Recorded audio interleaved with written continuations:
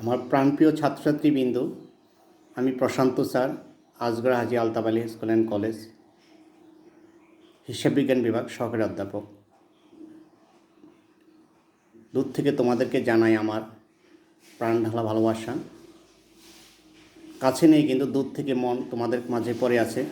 তোমাদের এই কচি কাছে চেহারাগুলি সবসময় আমার চোখের সামনে ভেসে আসে। তোমরা ভালো আছো তো? সৃষ্টিকর্তার কৃপা ভালো থাকো, এটাই আমার কামনা। দূর থেকে তোমাদেরকে ক্লাস করাচ্ছি, তোমরা একটু মনোযোগ দিয়ে দেখবে। কাছাকাছি থাকলে আমরা যেমন বিভিন্নভাবে আমরা কথোপকথনের মাধ্যমে ক্লাস করতে পারি, কিন্তু আজ দূর থেকে আমরা অনলাইনের মাধ্যমে আমরা ক্লাস করতে হয়। তাই তোমরা একটু মনোযোগ দিয়ে শুনবে এবং বুঝতে চেষ্টা করবে ক্লাসগুলো, কারণ এই মহামারী হয়তো থাকবে না, একদিন শেষ হয়ে যাবে, কিন্তু আমাদের লেখাপড়া চালিয়ে যেতে হবে। প্রিয় ছাত্রছাত্রীবৃন্দ, আজকে আমরা হিসাব বিজ্ঞান দ্বিতীয় পত্রের প্রথম অধ্যায় অব্যবসায় প্রতিষ্ঠানের হিসাব এই সংক্রান্ত আজকে আমরা আলোচনা করব। তার পরবর্তীতে আমরা গাণিতিক ক্লাস করব। আজকে আমরা সূত্রগুলি এবং এটা কী, ব্যবসায় প্রতিষ্ঠানটা কী এবং এর হিসাবগুলি কী কীভাবে করা হয়, এর সূত্রগুলো কী সেগুলি আজকে আমরা তোমাদেরকে বোঝাবো। পরবর্তী ক্লাসে আমরা সেটার অঙ্ক করব। আজকে আমরা আগে শিখব অব্যবসায়ী প্রতিষ্ঠানটা কী। অব্যবসায়ী, বোঝে তো, অব্যবসায়ী কথাটির দুইটি অংশ, একটা হলো আর একটা হলো ব্যবসায়ী। কী বললাম? অব্যবসায়ী প্রতিষ্ঠানটির কয়টি অংশ? দুইটা অংশ, একটা হলো আর একটা হলো ব্যবসায়ী।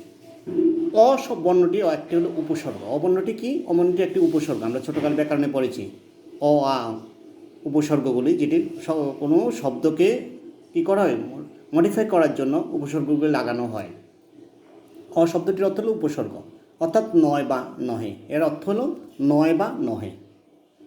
আর ব্যবসায়ী শব্দটির অর্থ হচ্ছে যে ব্যক্তি বা প্রতিষ্ঠান মুনাফা অর্জনের উদ্দেশ্যে ব্যবসা বাণিজ্য পরিচালনা করে তাকে বলা হয় ব্যবসা। আবার বলো, কি বলি? যে ব্যক্তি বা প্রতিষ্ঠান মুনাফা অর্জনের উদ্দেশ্যে ব্যবসা বাণিজ্য পরিচালনা করে তাকে বলে ব্যবসা। অর্থাৎ আমরা বলতে পারি যে সকল প্রতিষ্ঠান ব্যবসা বাণিজ্য করে সমাজের কল্যাণকর কাজ করে তাদেরকে বলা হয় অব্যবসায়ী প্রতিষ্ঠান। অর্থাৎ যেই সব প্রতিষ্ঠান ব্যবসা বাণিজ্য করে সমাজের কল্যাণকর কাজ করে অথবা মুনাফা উদ্দেশ্যবিহীন যে ব্যবসা পরিচালনা করে সেটাকে হলো অব্যবসায়ী প্রতিষ্ঠান। দুইভাবে বলতে পারেন, অর্থাৎ যেসব প্রতিষ্ঠান মানুষের সেবা কল্যাণের জন্য ব্যবসা করে বা কারবার করে, মানুষের কল্যাণ করার জন্য, উন্নয়নের জন্য, ভালো কাজের জন্য, সেবার জন্য, সেটা হলো অব্যবসায়ী প্রতিষ্ঠান। অর্থাৎ মুনাফার উদ্দেশ্যবিহীন যে প্রতিষ্ঠান সেটাকে বলে অব্যবসায়ী প্রতিষ্ঠান। আসো, অব্যবসায়ী প্রতিষ্ঠানের শ্রেণী বিভাগগুলি কী কী আমরা আগে জানবো। অব্যবসায়ী প্রতিষ্ঠানের শ্রেণী বিভাগ। অব্যবসায়ী প্রতিষ্ঠান, তাহলে আমরা অব্যবসায়ী প্রতিষ্ঠান আবার একটু আসি। মানে নহে বা নয় উপসর্গ, আর ব্যবসা মানে যে মুনাফা অর্জনের উদ্দেশ্যে যে কারবার পরিচালনা করা হয়, ব্যবসা প্রতিষ্ঠান চালানো হয়, সেটা হলো ব্যবসা। অব্যবসায়ী বলতে বুঝি অর্থাৎ মুনাফা উদ্দেশ্য ব্যতীত যে প্রতিষ্ঠান বা যে সেবা কল্যাণমূলক প্রতিষ্ঠানগুলি সেগুলি অব্যবসায়ী প্রতিষ্ঠান। অব্যবসায়ী প্রতিষ্ঠানের শ্রেণী বিভাগগুলি কী কী? অব্যবসায়ী প্রতিষ্ঠানের শ্রেণী বিভাগ প্রথমত তিনটা ভাগ করা হয়। একটা হলো অমুনাফাভোগী অব্যবসায়ী প্রতিষ্ঠান, অমুনাফাভোগী অব্যবসায়ী প্রতিষ্ঠান। দুই, মুনাফাভোগী অব্যবসায়ী প্রতিষ্ঠান। আর একটা হলো বেসরকারি অব্যবসায়ী প্রতিষ্ঠান। তিনটা ভাগ। আবার বলো, অমুনাফাভোগী অব্যবসায়ী প্রতিষ্ঠান, মুনাফাভোগী অব্যবসায়ী প্রতিষ্ঠান, আর একটা হলো বেসরকারি অব্যবসায়ী প্রতিষ্ঠান। তাহলে মুনাফাভোগী অব্যবসায়ী প্রতিষ্ঠানটাকে আবার কয়েকটা ভাগ বলি, কী ভাগে ভাগ করা হয় দেখো। মুনাফাভোগী অব্যবসায়ী প্রতিষ্ঠানটা যেমন মুনাফাভোগী সেবাদানকারী প্রতিষ্ঠান, মুনাফাভোগী অসেবাদানকারী প্রতিষ্ঠান, দুইটা। তাহলে কী মুনাফাভোগী ব্যবসায়ী প্রতিষ্ঠান হলো মুনাফাভোগী সেবাদানকারী প্রতিষ্ঠান আর মুনাফাভোগী অসেবাদানকারী প্রতিষ্ঠান, দুইটা। আর বেসরকারি ব্যবসা প্রতিষ্ঠানটা কি? বেসরকারি সেবাদানকারী প্রতিষ্ঠান আর বেসরকারি মুনাফাভোগী প্রতিষ্ঠান। আর অমুনাফাভোগী প্রতিষ্ঠানগুলি কী, যেটা আমরা গাণিতে অঙ্ক করবো। অমুনাফাভোগী অব্যবসায়ী প্রতিষ্ঠান হলো যেমন শিক্ষা প্রতিষ্ঠান, তারপরে ধর্মীয় প্রতিষ্ঠান, স্বাস্থ্য সেবাকারী দাতব্য প্রতিষ্ঠান, ত্রাণ ও পুনর্বাসন প্রতিষ্ঠান, বিনোদনমূলক প্রতিষ্ঠান, বিবিধ সামাজিক কর্মকাণ্ডমূলক যেমন সংঘ, এগুলি সমিতি ইত্যাদি প্রতিষ্ঠানগুলি। তাহলে কী কী? অমুনাফাভোগী অব্যবসায়ী প্রতিষ্ঠানটা হলো শিক্ষা প্রতিষ্ঠান, ধর্মীয় প্রতিষ্ঠান, স্বাস্থ্য সেবাদানকারী প্রতিষ্ঠান, জাতীয় প্রতিষ্ঠান, ত্রাণ ও পুনর্বাসন প্রতিষ্ঠান, বিনোদনমূলক প্রতিষ্ঠান, বিবিধ সামাজিক প্রতিষ্ঠান যেমন সংঘ, সমিতি ইত্যাদি। আসো আমরা অব্যবসায়ী প্রতিষ্ঠানের আয়ের উৎসগুলি কী কী, কোথায় থেকে আসে, যেহেতু আমরা মনে করি এখানে কোথায় থেকে আয় আসবে। প্রথম আসে সদস্যদের ভর্তি ফি বা তাদের মাসিক বা বার্ষিক চাঁদা। তাহলে আয়ের উৎসটা আসে প্রথমত সদস্যদের ভর্তি ফি। একটা সদস্য হতে কোনো সমিতি বা সংঘের বা কোনো জাতীয় প্রতিষ্ঠান, শিক্ষা প্রতিষ্ঠান, তখন সেটার কী হবে, ভর্তি ফি দিতে হবে এবং তাদের মাসিক বা বার্ষিক চাঁদা। বিভিন্ন অনুষ্ঠানের প্রবেশ ফি বা টিকিট বিক্রয় বাবদ আয়। চরণ খাজনা বা লকার ভাড়া। 4 নম্বর আজীবন সভ্যের চাঁদা। ব্যক্তিগত, সরকারি, বেসরকারি উৎস থেকে অনুদান। খাদ্য সম্ভার ও পানীয় বিক্রয়। পুরাতন ও অকেজু সম্পত্তি বিক্রয়। এগুলি হলো আমাদের আয়ের অনুষ্ঠান, আয়, এগুলিকে আয় মনে করবে আয়ের উৎস। তাহলে কী কী একটু মনে রেখো। সদস্যদের ভর্তি ফি ও তাদের বিভিন্ন অনুষ্ঠান, ভর্তি ফি ও মাসিক চাঁদা, বিভিন্ন অনুষ্ঠানের প্রবেশ ও টিকিট বিক্রয় অর্থ, চরণ খাজনা লকার ভাড়া, আজীবন সভ্যের চাঁদা, ব্যক্তিগত, সরকারি, বেসরকারি উৎস থেকে আয়ের অনুদান, খাদ্য সম্ভার ও পানীয় বিক্রয়, পুরাতন অকেজু সম্পত্তি বিক্রয়, এগুলি হলো আমাদের আয়। আসো অবশ্যই প্রতিষ্ঠানের হিসাবের ধাপগুলি কী কী, আমরা কী কী ধাপে অঙ্ক করব সেটি একটু আমরা জানব। অবশ্যই প্রতিষ্ঠানের হিসাব ধাপগুলির মধ্যে প্রথম আসবে তোমার প্রাপ্তি ও প্রদান। এখানে মূল জিনিস হলো প্রাপ্তি আর প্রদান, অর্থাৎ কী প্রাপ্তি আর কী প্রদান করা হলো। 2 নম্বর হলো মূলধন তহবিল নির্ণয় করতে হবে। মূলধন হলো আমাদের ব্যবসা প্রতিষ্ঠানে অবশ্যই মূল ধারা, মূলধনটাকে। আয় ব্যয় হিসাব প্রস্তুত, আরেকটা হলো আর্থিক অবস্থার বিবরণী প্রস্তুত। 4টা ধাপ করবে। এর মধ্যে আমাদের যায় অঙ্কে যেটা চায় কী করব, প্রাপ্তি ও প্রদান হিসাব, মূলধন তহবিল নির্ণয়, আয় ব্যয় হিসাব প্রস্তুত, আর্থিক অবস্থার বিবরণী প্রস্তুত।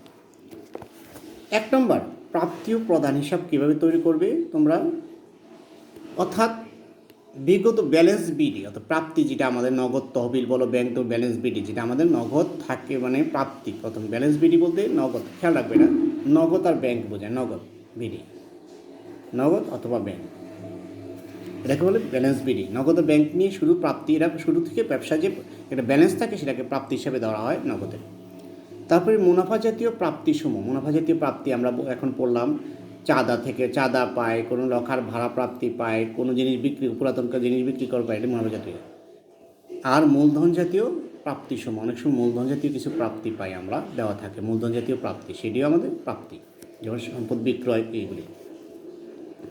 তারপরে আসো প্রদানের মধ্যে আসো মুনাফা জাতীয় ব্যয়, ভাড়া, বেতন, মণিহারি, তারপরে অফিস খরচ, উপচয়, এগুলি বিভিন্ন ধরনের খরচ হবে, এগুলি হলো মুনাফা জাতীয়। মূলধন জাতীয় ব্যয় সম্পদ ক্রয় করলে যেটাই সেটা। 2টার পার্থক্য হলো ব্যালেন্স সিডি, অর্থাৎ প্রাপ্তি থেকে প্রদান বাদ দিলে ব্যালেন্স সিডি বা নগদ উদ্বৃত্ত, এটাকে বলা হয় ব্যালেন্স সিডি বা নগদ উদ্বৃত্ত। মনে রাখবে এটার নাম হলো নগদ উদ্বৃত্ত। নগদ উদ্বৃত্ত বছর শেষে যে সম্পদ আয়ের থেকে ব্যয় বাদ দেওয়ার পর যেটা হয় ব্যালেন্স সিডি, অর্থাৎ নগদ উদ্বৃত্ত বাইরে হবে। 2 নম্বর আসো মূলধন তহবিল নির্ণয়। মূলধন তহবিল নির্ণয়টা কি, আসো 2 পাশে আমরা দেখাই দিই। প্রথম হলো প্রারম্ভিক সম্পদসমূহ, 1 তারিখে যত সম্পদ থাকবে সেগুলি।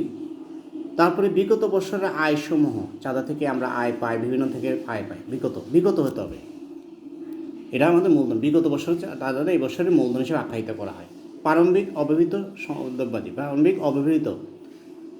অব্যবহৃত দ্রব্যাদি সম্পদ, প্রারম্ভিক স্থায়ী সম্পদ, 1 তারিখে অনেক সময় স্থায়ী সম্পদ থাকে, এগুলি প্রারম্ভিক। তাহলে কী কী হলো আমাদের মূলধন তহবিল নির্ণয় করতে হয়, প্রারম্ভিক সম্পত্তিসমূহ, বিগত বছরের আয়, প্রারম্ভিক অব্যবহৃত দ্রব্যাদি, প্রারম্ভিক স্থায়ী সম্পদ। আর ক্রেডিট দিকে বিবরণ, ক্রেডিট দিকে কী লিখবে, প্রারম্ভিক দায়সমূহ, যেমন পাওনাদার থাকে 1 তারিখে যেটা ঋণ, এরপরে আসে পাওনাদার থাকে, তারপরে পদেয় থাকে 1 তারিখ, প্রারম্ভিক 1 তারিখ, প্রারম্ভিক বলতে 1 তারিখ থাকবে। বিগত বছরের বকেয়া খরচ, প্রারম্ভিক বিশেষ তহবিল, অনেক সময় বিগত বছরের অগ্রিম চাঁদা। প্রারম্ভিক বিশেষ তহবিল আর বিগত বছরের অগ্রিম চাঁদাটা, বিগত বছরের অগ্রিম চাঁদাটা সেটা দায়, অগ্রিম নিয়ে সেটা দায়। বিগত বছরের অগ্রিম চাঁদা, বিগত বছরের অগ্রিম চাঁদা দায়।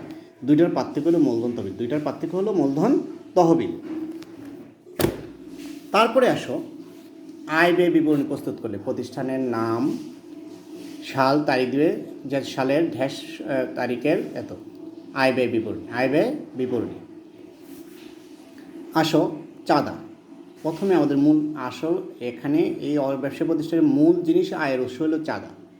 চাঁদার সাথে কাজ করবে বিগত বছরের বকেয়া চাঁদা বাদ দিবে, অগ্রিম চাঁদারা প্রাপ্তিটা বাদ দিবে, আবার চলতি বছরের বকেয়াটা যোগ করবে, আর বিগত বছরের অগ্রিম প্রাপ্ত চলতি বছরের চাঁদাটা বাদ দিবে। বিগত বছরের অগ্রিম প্রাপ্ত চলতি বছরের চাঁদা, দুইটা জিনিস অগ্রিম আছে। একটা কথা বলো, বিগত বছরের বকেয়া বাদ, অগ্রিম চাঁদা প্রাপ্তি বাদ, মানে যেটা পূর্ববর্তী বছর এই বছর পাইছ, পূর্ববর্তী বছরের অগ্রিম পাইছ। আর যোগ হবে কি চলতি বছরের বকেয়া, চলতি বছরের বকেয়াটা যোগ করবে।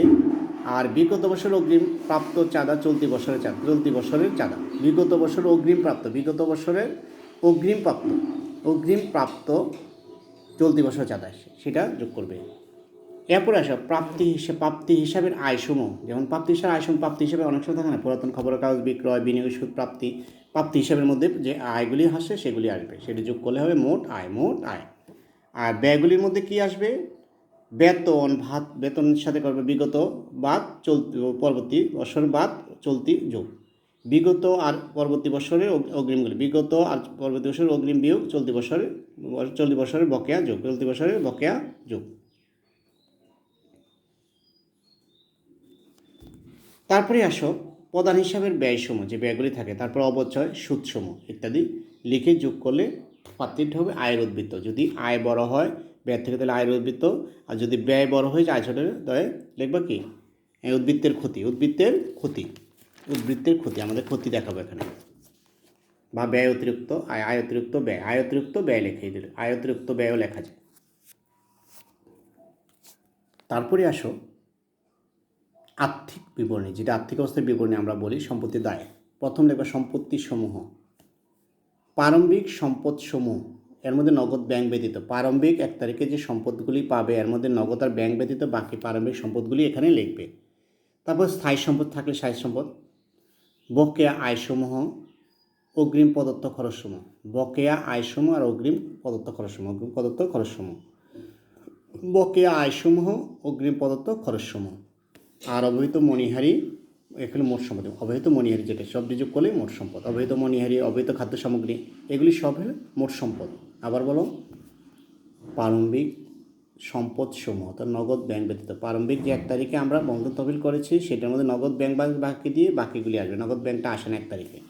স্থায়ী সম্পদ সমূহ, বকেয়া আয়সমূহ, অগ্রিম প্রদত্ত খরচসমূহ, অবহিত মজুদ, মণিহারি মজুদ ইত্যাদি।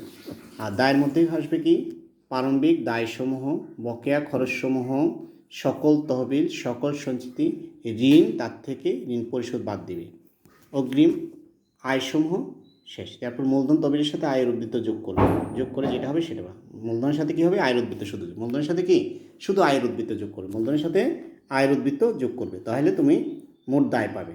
তাহলে এগুলোর মধ্যে কী আসবে? প্রারম্ভিক দায়, বকেয়া খরচসমূহ, সকল ধরনের তহবিল, সকল সঞ্চিতি, ঋণ বা কর্য তার থেকে পরিশোধ থাকলে বাদ দিয়ে দিবে, দেখা যায় অনেক সময় পরিশোধ থাকে।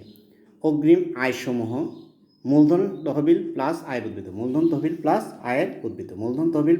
আয়ের উদ্বৃত্ত। তাহলে আমাদের সম্পত্তি দায়ের সমান সমান হয়ে যাবে, দেখবে সম্পত্তি এবং দায় সমান হবে। আর্থিক অবস্থার বিবরণের মূল উদ্দেশ্য কি? সম্পত্তি দায়ের পরিমাণ ঠিক রাখা।